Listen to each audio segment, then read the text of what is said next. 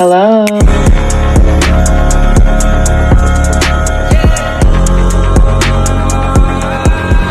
I'm sipping that solo, fill it with iced tea, yeah. I got a main thing, don't need a side piece, yeah. Don't wanna prove, got all that I need, yeah. That's enough for me, that's enough for me.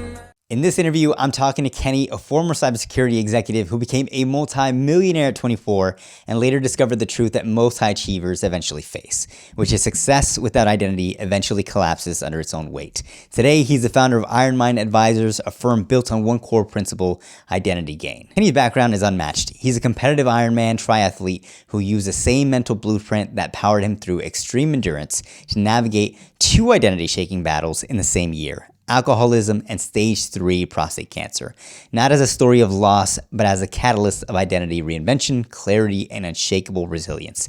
Now he helps executive founders and high-pressure leaders turn massive transitions into momentum, rebuild identity from the inside out, and scale with purpose, power, and psychological integrity. Hey everybody, welcome to The Blacklist. Today we have Kenny Stoddard. He is a phenomenal client and he also has a phenomenal story.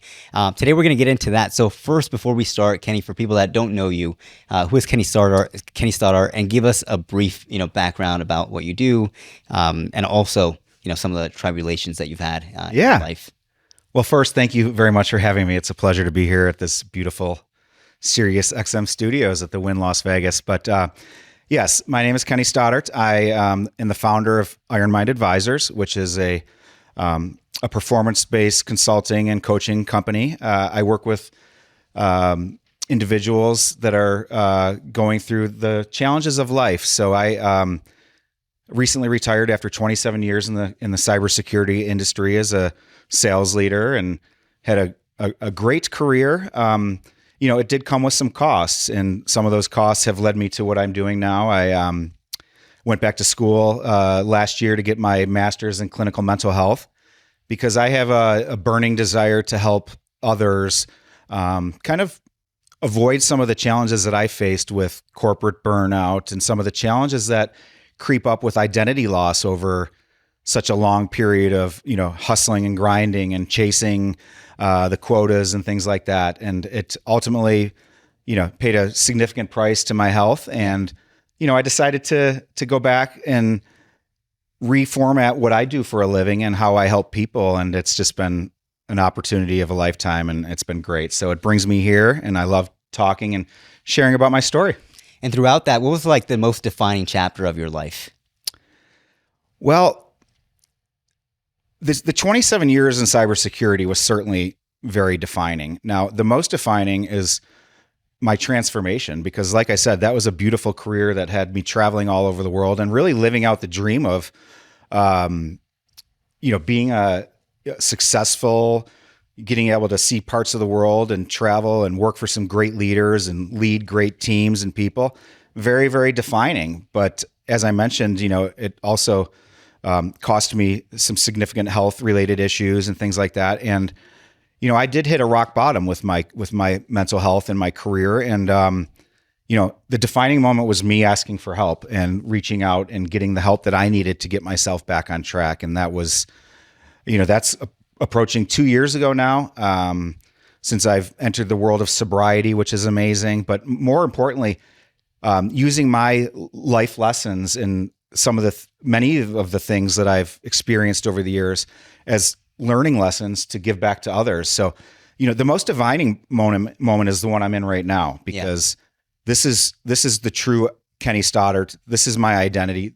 Helping other people is something that, perhaps I missed. I got off on the wrong floor, I like to say sometimes, because I spent 27 years in identity loss and helping people not lose their identity, but while at the same time I lost my own. I truly did not know who I was at the end of that journey. And the transformation that I've taken through my own commitment and hard work and the help of many other people has gotten me back to operating at where I am today. And not only that, but practicing what I preach every day. I say I walk the walk, I lead by example, because that's my methodology. That's the Iron Mind mindset that I've created that, is challenging people to tap into these places that they didn't think that they had mentally, beyond the physical components or beyond the hard work and the dedication. It's really the grit and the peace. And, for me, that's what it took to get myself back to operating at the level that my optimum human performance is what I like to work with. And it's truly amazing. So that transformation is the most defining moment of my career. And I think that, everything that happened before it, amazing lessons. I have no regrets whatsoever. That's not how I operate. I use everything as a lesson and as a positive message, no matter the challenges that I faced, to get where I am today. And I'm so proud. So that is why I have no problem describing that as, the pivotal moment of my life so far. Yeah. 2 questions for you. Number 1 is, does the iron mind come before identity gain? And the second thing is, for those that are listening to that, what do those words even mean? What does the iron mind look like? Yeah. And what is identity gain? Because we know what identity loss looks like. Yeah. But what's the opposite of that? Yeah. Well, let's start there.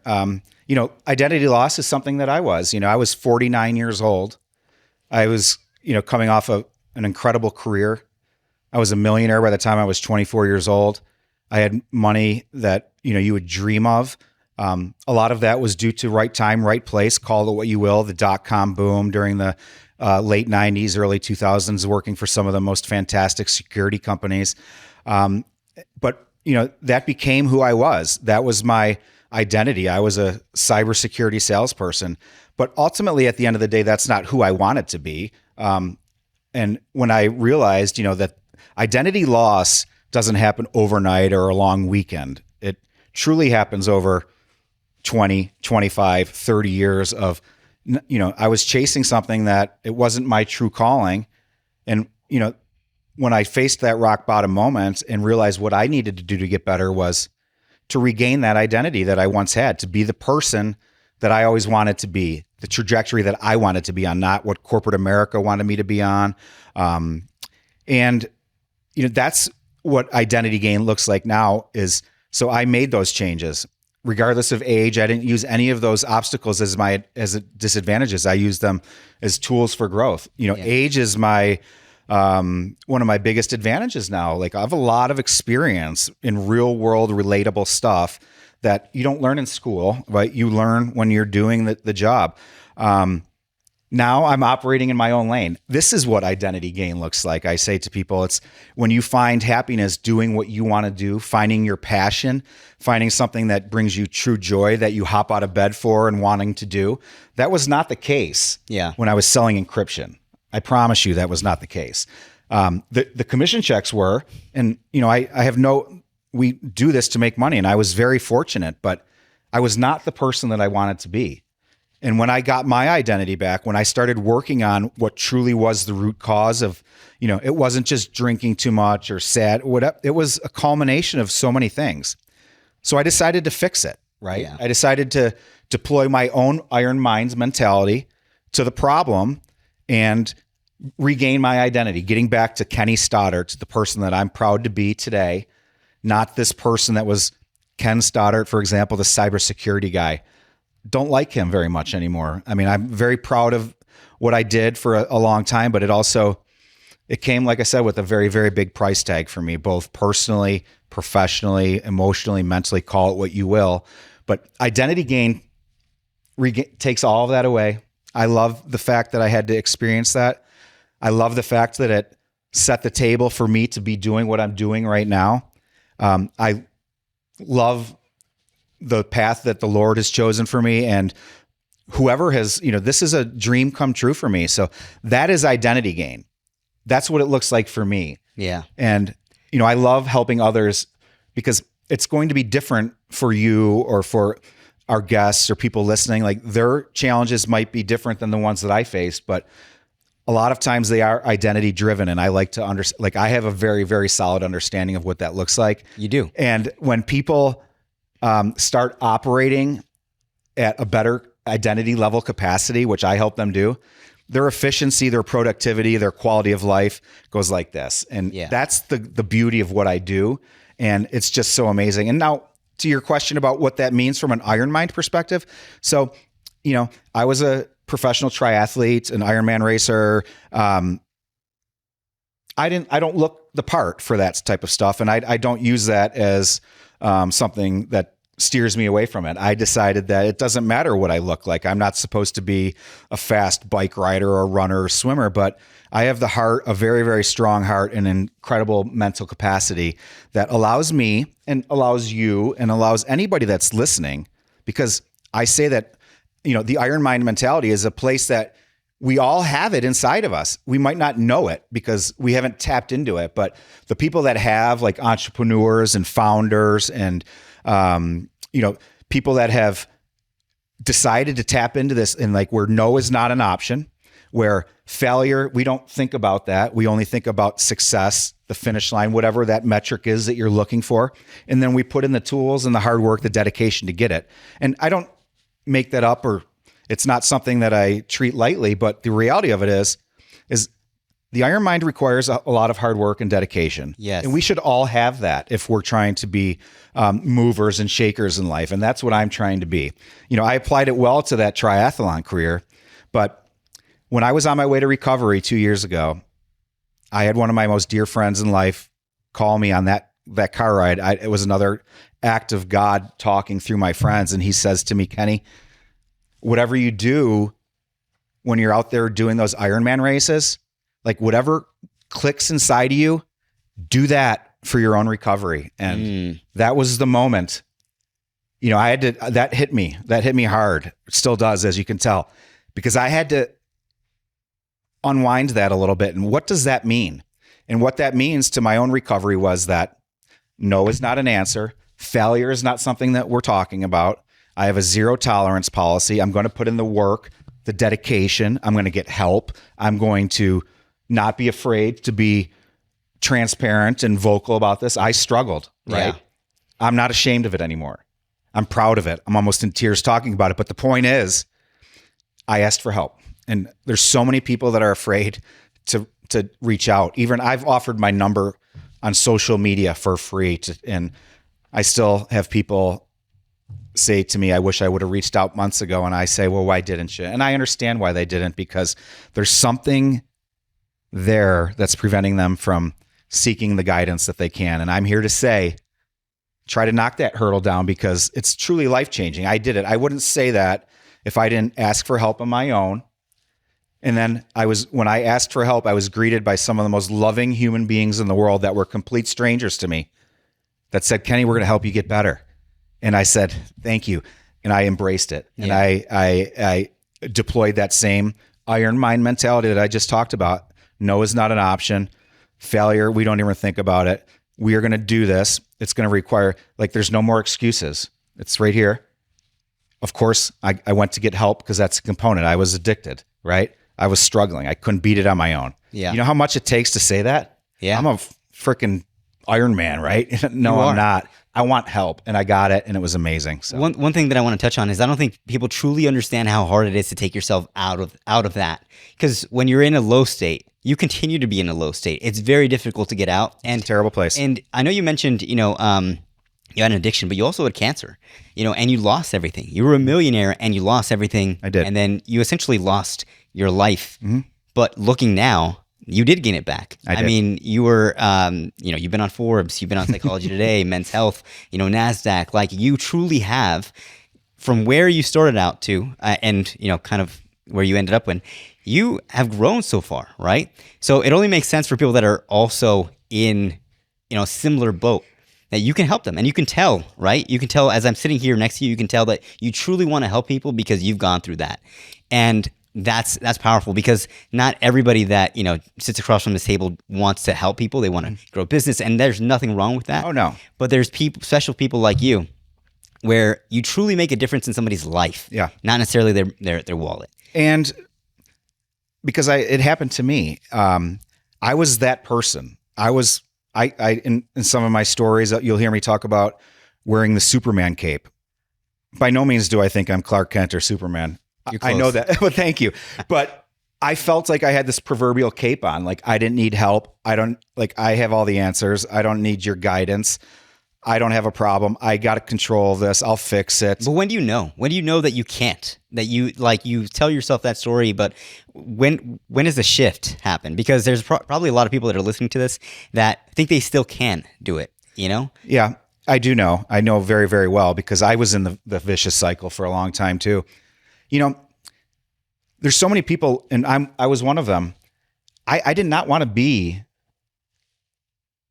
like a heavy drinker or someone that depended on that call, whatever it is, an alcoholic, because that's what I am. And that's what I will always be in recovery. And I have no shame in that because I've tamed the beast, if you will, but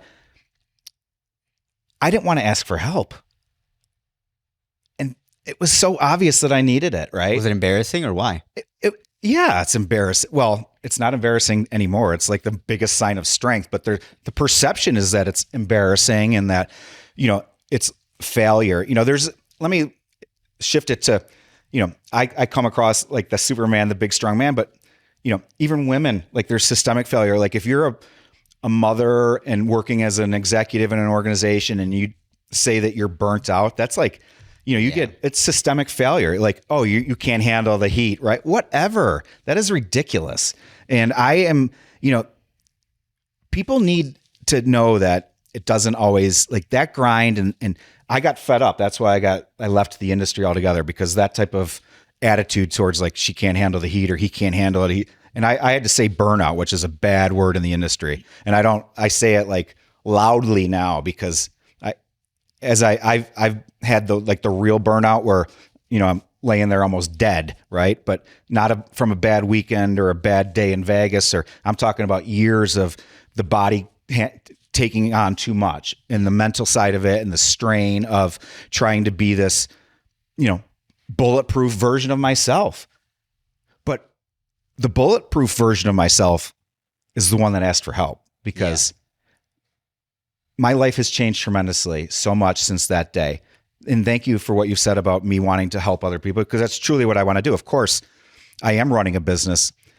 That is a component of it. I love helping organizations do the same thing because the identity crisis, it could be individually, it could be systemic, it could be within your organization. The point is, having been there, done that, the ability to leverage my experience and help others get better from it is God's way of saying, I put you through a test. Now go help others and you're going to do amazing at it. And that's how I feel. Yeah. So. No, and I agree with you. One thing that you said is asking for help is a true sign of strength, you know, and that's important. And I don't want people to miss that because people think that, oh, I can do it myself and I'm strong like that. Yeah. Well, the people that get help, the people that actually make it past where they're at is because they did what you did. There's no doubt about it. Again, I was unsuccessful for years at getting my own self back on track. And I'm talking from a very disciplined ex-military school, Ironman triathlete, all the things. I could not do it on my own. Yeah. I have no shame in saying that. And then I asked for help and I got it and the results were amazing. But my story is not unique in the fact that everybody that raises their hand in whatever way it is, just to reach out, whether it to be a friend or a colleague or a coach or someone to get help, the answer is always the same. Gosh, I wish I would have done that sooner. Right. And I know I waited way too long. I wish I would have gotten help sooner, but I did. And it's been life-changing.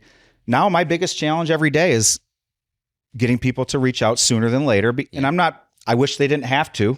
I'm not begging for people to come to me with their mental health issues. I wish they didn't have them. Right. The reality is they do. Well, one of the things that people can do now without necessarily, you know, having to like feel embarrassed to reach out is you created the identity gain operating system, right? It's like a test.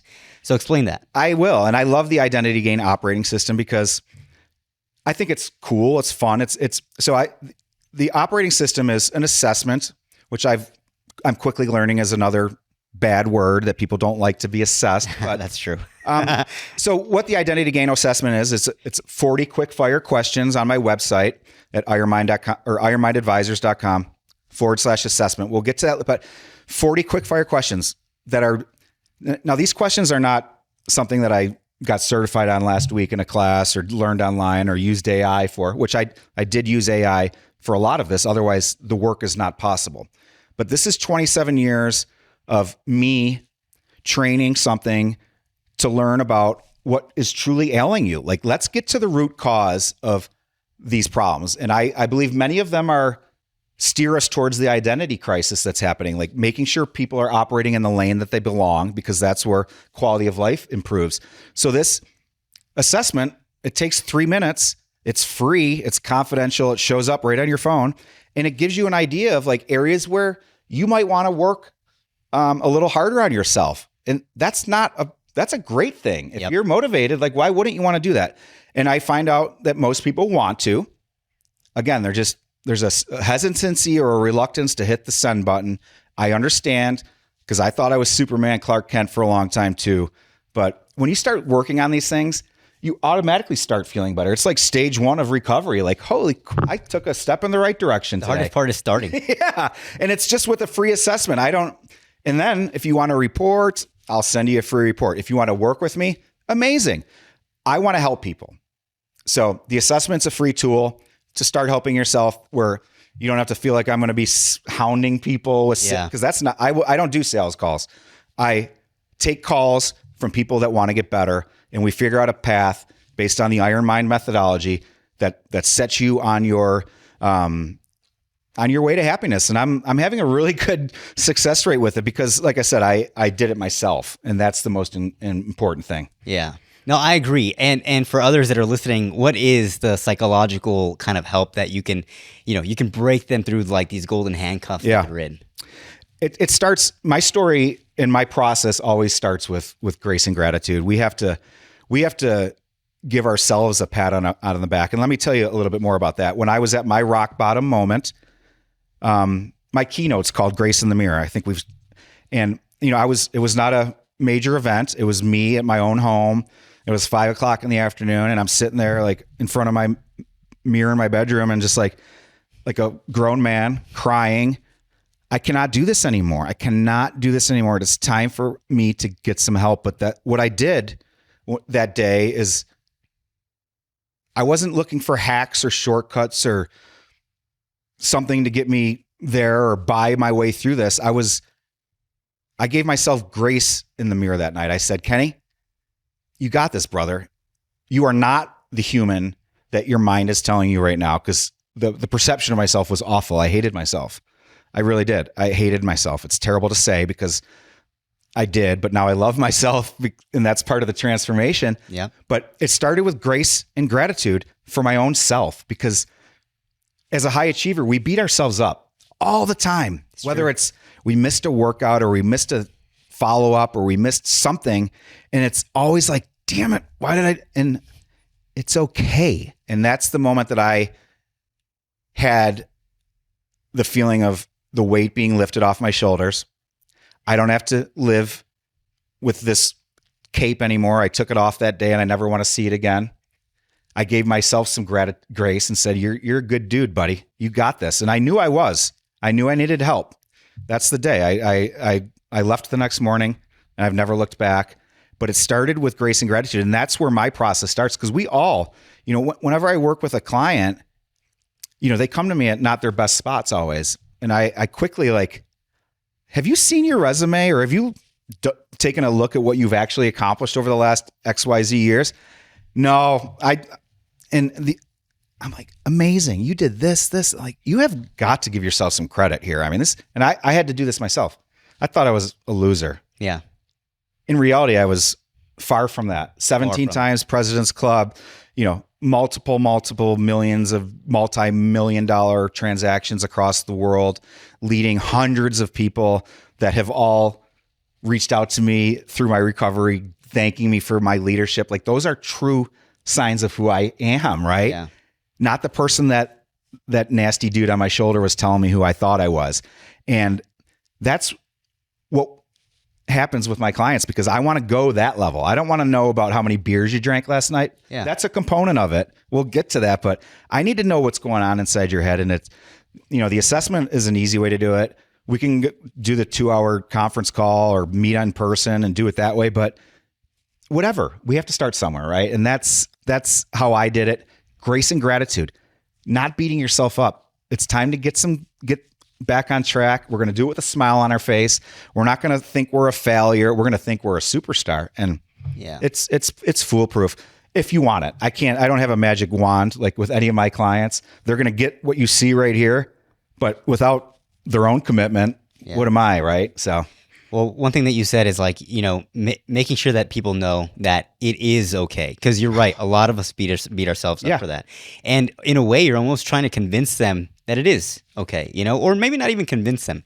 You're just trying to show them that reality, because that reality does exist. It's just they're living in a separate one in their own head, and we all do it. I do it. I beat myself up. Like, I'm very rigorous with like stuff that, we got to do. And that's all great.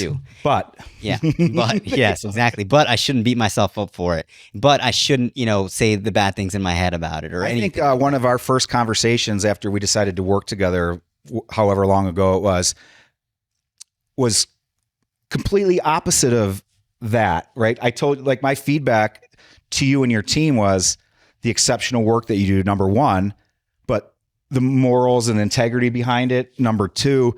And if I ever heard you say that you were beating yourself up I would say you should take a look at what you're producing from a work perspective. And then that will tell you if you should beat yourself up or not, because it's truly exceptional work that you're very passionate about. Now, it's okay for us to be hard on ourselves. Like, I'm not going to ask a high achiever to like not put, to take their foot off the gas or not work so hard or lose motivation. No. That's not part of the Iron Mind mentality. It's actually all of those things with boundaries, with efficiencies, with working smart, with time management, because we all, did it where the working through the weekends and stuff. No, I'm not like that. Has to be fun and that has to be manageable. And the product that you deliver to the client or the person or whoever it is has to be the level you expect. And you do that. I know I do that. That is the measurement of whether or not we're beating ourselves up anymore. And if it's not living up to the expectations before we beat ourselves up, what I would like to do is revisit that grace and gratitude component of it. Why are we beating ourselves up? Did we pivot too many times as an entrepreneur? Have we run ourselves into the ground taking on too many clients? Have we not staffed accordingly? Those are things that can be dealt with. They don't need to be, that's business. Doesn't need to become a mental health issue, if you will, right? But it does. And I understand that. It's in the last thing I know as we wind down, I do want to touch upon what I'm doing with the student athletes as well, because they're in such a unique spot with identity as well, that was the other component of what I love to do, because, a lot of people that are facing some mental health challenges, these are things that have been with them for a long time. My problem started when I was in high school, believe it or not, and I'm 52 years old.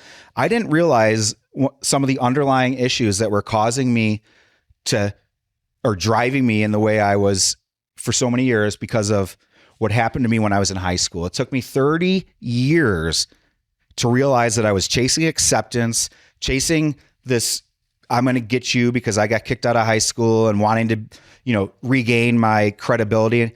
I had it all the whole time, but I didn't properly deal with something that was near and dear to me, that embarrassed me as a child, that I thought embarrassed my family, but my family forgot about it like 30 years ago, like they should have. And I didn't.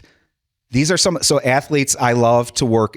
I want them to deal with it when they're 18, 19, 20. Right. That's why I created the Athlete Check, which is another assessment that's designed for 18, 19, 20-year-olds, not us. I love that because it allows the student athlete to get ahead of the curve before some of these unique and maybe not so unique, but adversity is coming. Some of them are facing it at a young age, like student athletes going into the transfer portal or their careers are coming to an end. I call it when the helmet comes off. It's not going back on. Lacrosse is over. Soccer's over. You were amazing at it, but it's not who you are. And those are pivotal years. It's critical development years. Yeah, it is. So where can people find you? So ironmindadvisors.com is my main website. I'm very proud of it. It's thanks to the help of many. I finally got it looking to the way I like it. So ironmindadvisors.com is my main repository for my information. Iron Minds Kenny on Instagram, K Stoddard on LinkedIn, and then the assessments we'll put in the notes, but ironmindadvisors.com/assessment. And then for anybody that has a that's a coach or a parent of a young student athlete, I encourage you to point them to the athletecheck.com and take the assessment that's there, where they can find out unique ways to be what I say to my interns and my student athletes that I'm working with. This is going to prepare you to be the top candidate out of any one of your peers when it's time to turn the page, when college is over, you graduate, you're getting ready to go to interviews and stuff. My team is going to be ready. I know it because I'm giving them the tools that I would use. You know, I've hired thousands of people, and these are not like earth-shattering stuff, but I do like a certain level of preparation, and it's fun to watch these younger generation embrace what it means to be truly a professional, and that's what they will be. So thank you so much. This has been great. No problem. I appreciate you being here. Thank you. I could talk all day, but I really appreciate the platform that you've given me to share this very important information. So no problem. It was good having you. Yeah, thank you so much.